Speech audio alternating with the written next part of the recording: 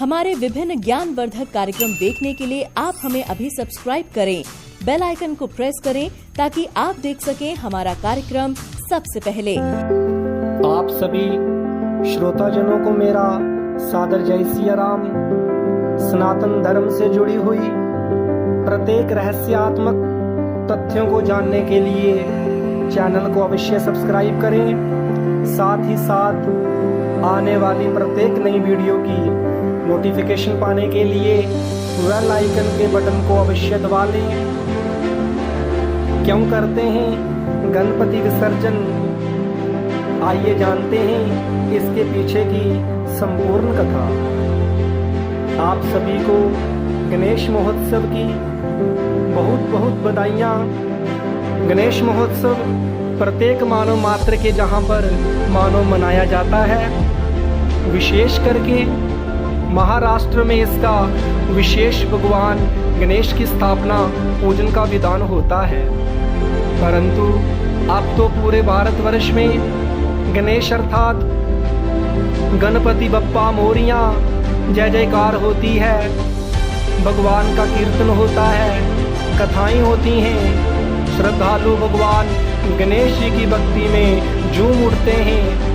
प्रसाद वितरण होता है, बड़े बड़े पंडाल लगाए जाते हैं। कहीं के गणेश के नाम से जाना जाता है और कहीं के लाल बादशाह के नाम से भगवान गणेश को अनेकानेक नाम दिए जाते हैं। परंतु भगवान गणेश 10 या 11 दिन तक रखते हैं, उसके बाद क्यों कर देते हैं इनका विसर्जन। क्या आपको पता है कि क्यों कर देते हैं विसर्जन? अगर नहीं पता तो आइए जानते हैं क्या है इसके पीछे का कारण। आपको बता दें कि सिर्फ विसर्जन महाराष्ट्र में ही होता है, क्योंकि भगवान गणेश मेहमान बनकर गए थे। क्या कहते हैं हमारे धर्मशास्त्र, पुराण, इतिहास आदि, आइए जानते हैं। गणेश चौथ अर्थात भाद्रपद मास के शुक्ल पक्ष की जो चतुर्थी जो चौथ होती है, इनको गणेश चौथ कहते हैं। इस दिन जगह जगह पर गणपति बप्पा की स्थापना की जाती है और कोई 2 दिन के गणेश रखता है, कोई 4 दिन के, कोई 5 दिन के, कोई 7 दिन के और कोई 1.5 दिन के गणेश रखता है। जिसकी जैसी इच्छाएं होती हैं, कामनाएं होती हैं, उस अनुसार वह व्यक्ति अपने घर पर, अपने स्थान पर गणेश जी की स्थापना करता है। तदुपरांत विधिवत पूजा अर्चना करता है और इसके बाद उनको विसर्जन कर देता है। जाकर के जल में, नदी में, समुद्र में, सरोवर में। क्यों, क्या है इसका कारण?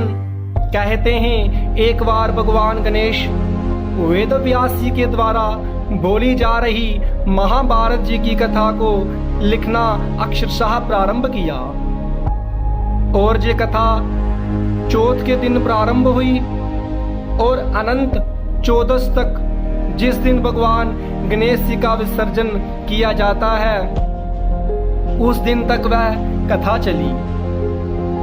तो जैसे ही वेद व्यास जी बोल रहे थे और गणेश जी उनको अक्षरशः लिख रहे थे, वेद व्यास जी की आंखें खुली अनंत चौदस के दिन, क्योंकि वो तो बैठ गए, बोलना प्रारंभ किया। गणेश जी ने लिखना प्रारंभ किया। जब आंख खुली तो देखते क्या है कि गणेश जी का जो शरीर है यह तप रहा है, इसमें तपन हो रही है, इनके शरीर में कष्ट हो रहा है, इनके शरीर में पीड़ा हो रही है। वेद व्यास जी ने जाना कि अब इनके इस शरीर में जो तापमान अधिक बढ़ गया है, इसको कम करने के लिए शीतलता प्रदान करनी चाहिए।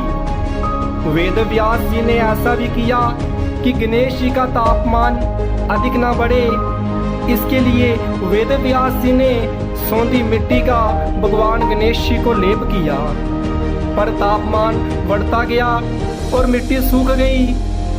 इस कारण श्री गणेश जी के शरीर में अकड़न आ गई।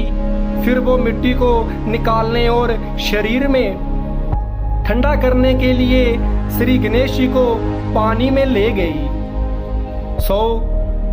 वेदव्यास जी ने एक जलकुंड में भगवान गणेश जी को बिठाया, जल के पात्र में गणेश जी को बिठाया।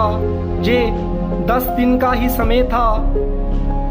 चौथ से लेकर के अनंत चौदश तक जल में बिठा दिया। जैसे ही गणेश जी को जल में बिठाया, गणेश जी का तापमान कम हो गया।